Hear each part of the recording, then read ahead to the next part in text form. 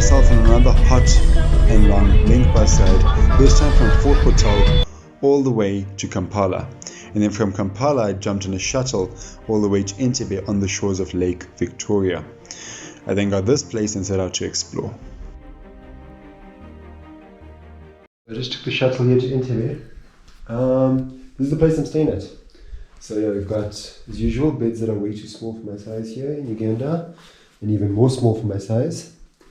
And then we've got a nice little lounge here with a couple of seats, little dining area, small TV, and a huge bathroom. It's almost as big as the room. Yeah. It's almost as big as the room, to be honest with you. And all this for a grand total of about $17 for a night. Really good stuff. What I'm going to do now is, I'm a bit hungry, I'm a little bit tired, so I'm going to head out into the town, or the surrounding areas of the town, and try and find if we can get a bite to eat. I found the general direction of the town here, and now what you can see down there is Lake Victoria. Entebbe is on the shores of Lake Victoria. Now if I just make my way down there, I'm pretty sure I hit a main road quite soon, and then we'll find places. But it looks quite cool with the clouds, well, the smoke coming in from the town, the clouds in the background. Belly goat over there. Just approaching the town now. Okay, so I found a little place that seems to have some food. Let's see what we've got.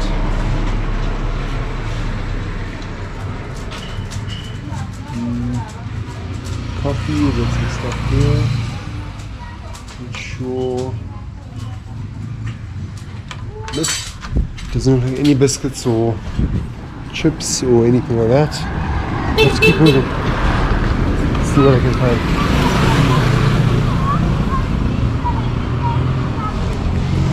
There's Rolex over there. She's quite hungry, so hopefully we find something. There are a few shops, but not too many selling any snacks or anything like that. Hello.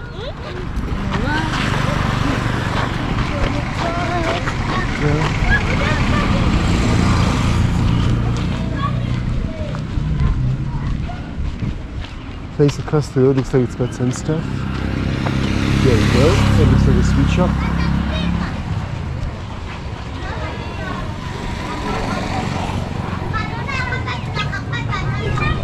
To get these Maui biscuits.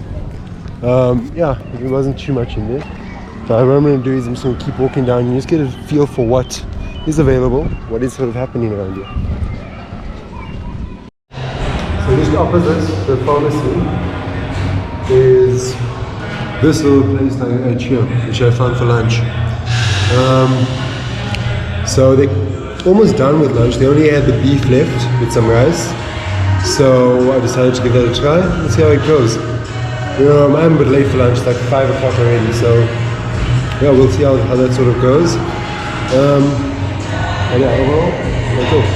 We arrived, there's our beef here, and our rice over there, with some avocados. Hopefully I have avocado now, but yeah. What this is, they gave me this little thing here. It looked a bit like medicine at first, but it's actually the fili sauce, which is a pepper that they grow here in Eastern Africa. And yeah, it's really good with your food, so I'm going to put some of it in. Yes, that was a good lunch, or late lunch. Sabano Caribbean's restaurant. Yeah, it was well spiced, wasn't so hot, but it was quite cheap. It was about $2.50 for that lunch. I was now in a small settlement, just outside the city of Entebbe, but on the shores of Lake Victoria. You see, the African continent is splitting apart. Divergent tectonic plates in East Africa are pulling the Horn of Africa away from the rest of Africa, and this is shown by the white part in this image. These divergent tectonic plates cause land blocks to fall in between them as they move apart. This creates a rift valley. At some points, this fills with water and forms beautiful lakes. The largest of these lakes is Lake Victoria, and I was curious to see what life is like away from the city.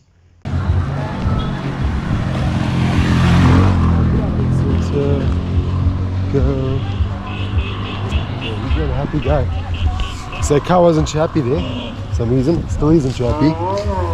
Across the mosque in the city and wondered why Uganda's flag didn't have a cow instead of a chicken, because it's all you see anywhere and everywhere on the roads.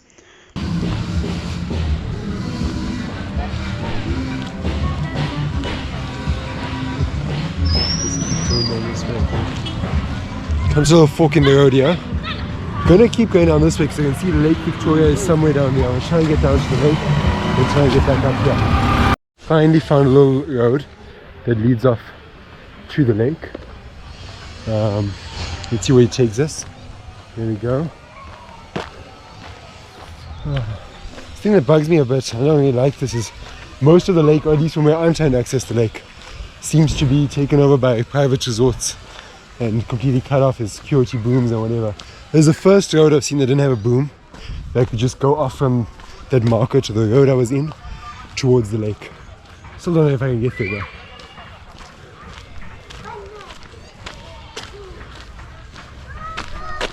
The reasons the lake is so inaccessible is because of the huge amount of commercial activity happening around Lake Victoria.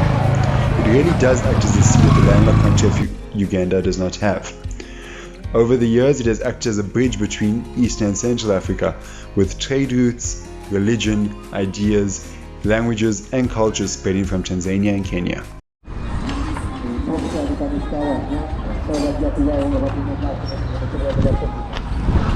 So I don't know if you can hear that, the announcement going past, but generally what those are here in Uganda is it's advertising.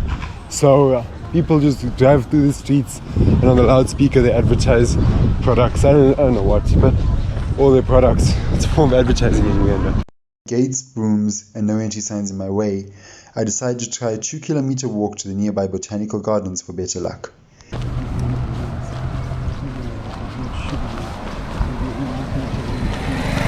So yeah, I was told that this has nice views of Lake Victoria. Take a look. You can see through the forest there's the lake in the background. Goes all the way around there and you hike alongside the lake almost all the way. And it's a pretty nice place. You've got all these little waterflies here. You've got a nice plant, you've got the lake. So yeah, it's quite a nice place.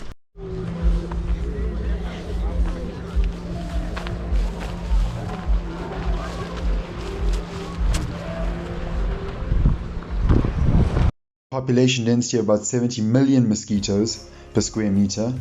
The hike through the park was actually really nice, surrounded by the epic greenery that Uganda is known for.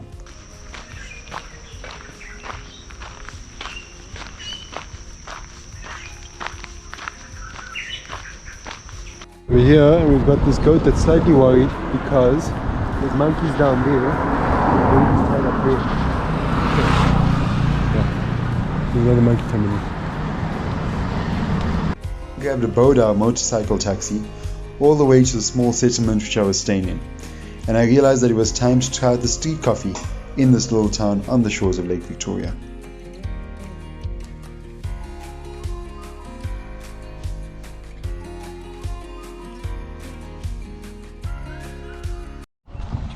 Hello. Hello.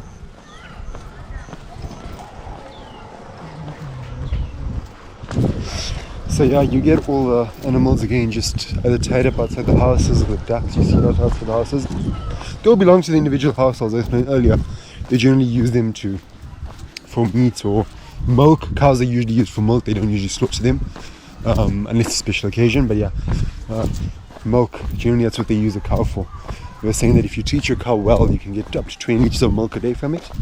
So that's what they use it for. See if I can find some coffee. There's lots of Rolexes, but I'm not interested in a Rolex now. But full for that.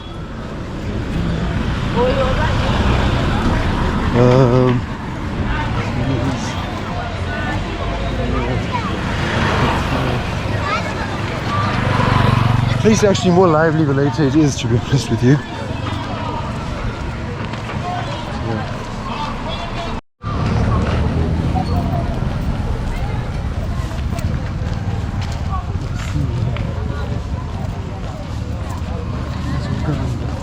A place with some street coffee. Yeah?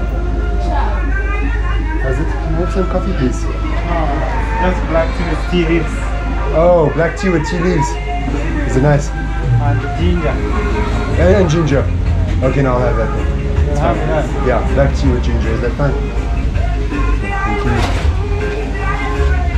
Thank you so much. I'll wait outside. I'll just be outside here. Okay, thank you.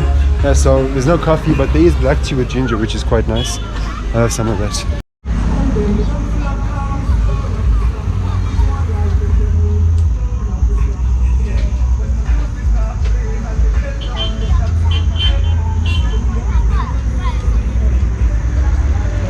And with that, I signed off my trip to Uganda. It's been a wild trip.